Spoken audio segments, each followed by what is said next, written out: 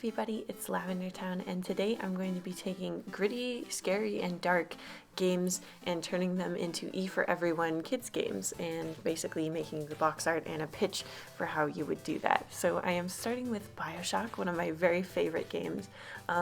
It is super scary. The first sort of scene of the game is you coming down in an elevator into Rapture, which is this really beautiful underwater city. But don't let looks deceive you, because this city has gone a little off in its time underwater, and a lot of the residents of the city have gone completely crazy because of this drug, which warps both their bodies and minds, and has made them very, very aggressive and super, super, super dangerous. They are called splicers, and I picked one to be the front of the cover art that I am making, and I put a little cartoony Rapture behind her head as well.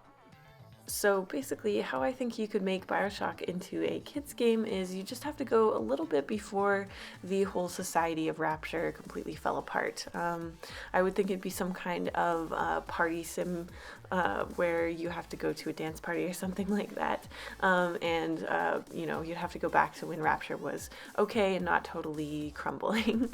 I tried to take inspiration from games like Cooking Mama and other games that are on the DS, because I think those are great examples of sort of E for Everyone, fun kind of games that are basically the opposite of really intense AAA titles like Bioshock. And I just tried to really emphasize a cartooniness and a sort of spirit of fun and silliness without any, terrifying imagery like there is in the actual game.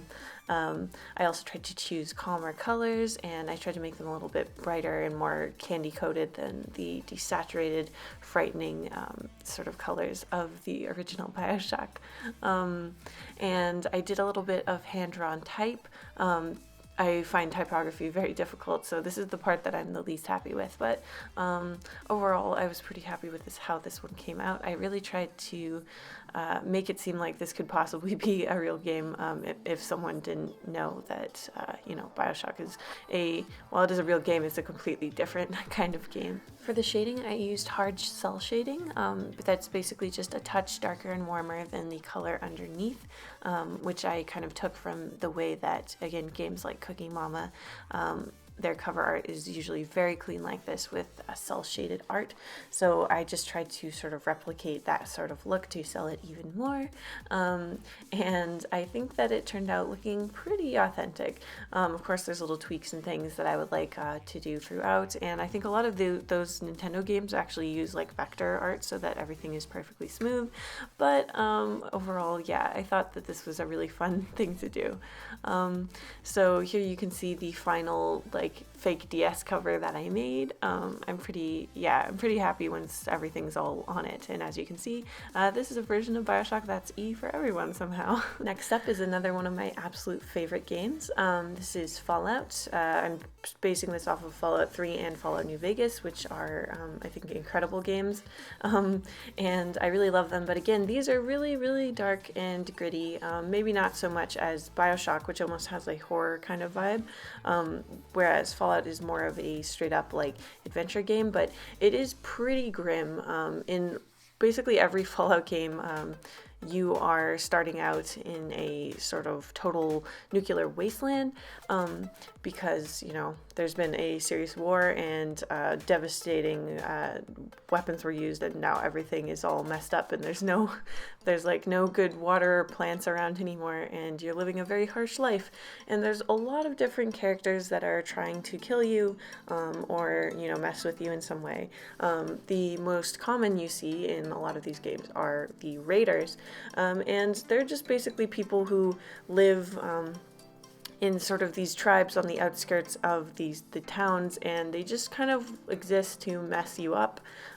They want to steal stuff and kill people, and that's their whole sort of thing. So I put one of these center stage, much like I did with the splicer, and I tried to make her look as iconically like a raider while also making her look like a kids game character, which was pretty hard because their outfits are pretty skimpy and also pretty pretty aggressive looking with all the spikes and stuff, but I basically, I thought back to like, I mean, if you look at Bowser, he also has spikes all over him and stuff, so I didn't take away any of those, though I did take the nails off the bat, because I thought that was a little too aggressive, and I basically just tried to make a really cartoony version of Fallout. So I have a little mushroom cloud in the background and this scary raider right up front. I also tried to sort of steal the font from like a old Mario Party cover that I saw. I thought that would be sort of, that's a way to show a sort of chaotic looking game without it looking scary or too mature. And then I kept the colors relatively close to the Fallout palette because I just couldn't figure out a way to make it look super colorful and still like Fallout. So instead I just bumped up the saturation and the warmth of the browns and stuff and tried to make that look more inviting and not so aggressive and mature. And again, I did the same sort of shading on this one as I did with the Bioshock one. And this one I think turned out okay. I still think I should have done a little bit more changes to make it more kid-friendly, but overall I was pretty happy with it, and I just love Fallout. It really is. Fallout New Vegas is basically my favorite game of all time, even though a lot of people think it's way worse than Fallout 3, but I can't help myself. I just love it. So here's the final design of that one. Next, I wanted to do a zombie game, and while technically Resident Evil 4 is not a traditional zombie game because you're not dealing with traditional zombies, I did think Resident Evil 4 is one of my favorite games in this sort of genre, so I had to do it. So we're starting with drawing Leon. He's our protagonist in Resident Evil 4, and he's basically wandering around this European village with Ashley, who's this, I think she's like 18 or something. She's a girl and she's the president's daughter, and you basically have to get her out of this zombie or like scary person infested. I don't know. Like, there's not supposed to be zombies, but like they're basically just people in a Spanish village who want to kill you. So I tried to kidify this one and make it, this time I wanted it to look a little different than the other two, so I based it off of the design of a Professor Layton game instead.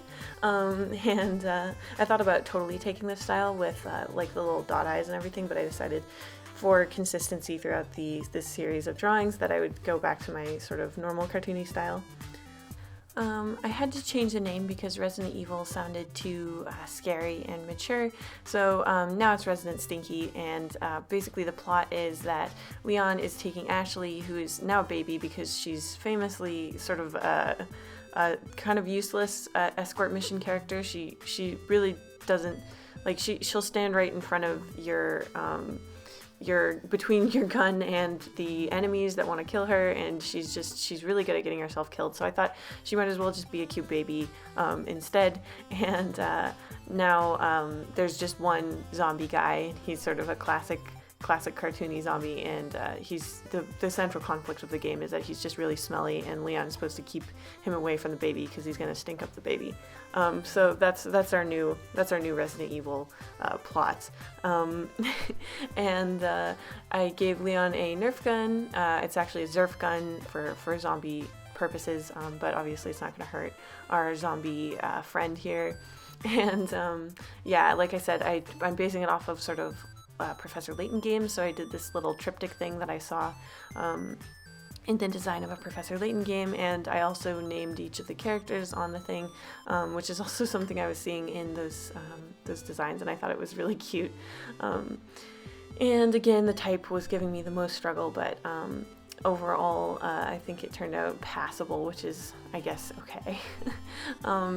And this one I didn't do quite as bright of colors. Obviously the zombie got the traditional green treatment, so he's not so scary looking. But yeah, I didn't want to go too strong on the colors because, again, this is based on a Professor Layton game, which has a bit more of a storybooky, desaturated watercolor kind of color palette, which I really love and I thought would stand out nicely for this last one.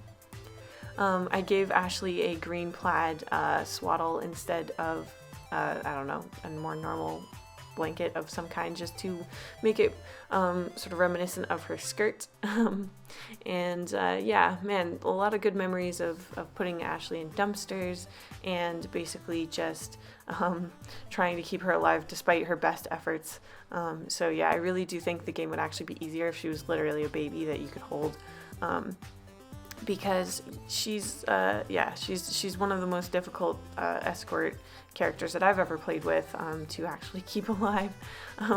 But that being said, I really loved Resident Evil 4. I thought it was a super fun game, and I hope you guys like my really, really silly, profoundly silly kids pitch of this game. Yeah.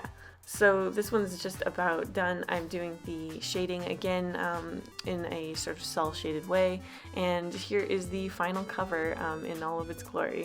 I hope you guys enjoyed watching this video. I enjoyed making it. It was really fun turning my favorite sort of dark or edgy games into kids games, and let me know in the comments below what you would like to see made into a kids game, or a kids game that you would like to see made into sort of a gritty AAA title. I think this conversion is really fun, and I might do more of this type of thing in the future. Anyway, I hope you guys have a good day, and I will see you very soon. Oh hey, and before you go, as you guys might know, I have a Redbubble with this Art Kid t-shirt, and you can actually get this design in a hoodie and sweater and a lot of different kind of things. And there's also this pizza planchette sticker from my webcomic that you can also have it on a tote bag or a pillow. Because the holiday season is coming up, I'm going to be trying to get some new designs up on there very soon. So if you're interested in that kind of thing, just keep your eyes peeled, because those should be going up sort of randomly.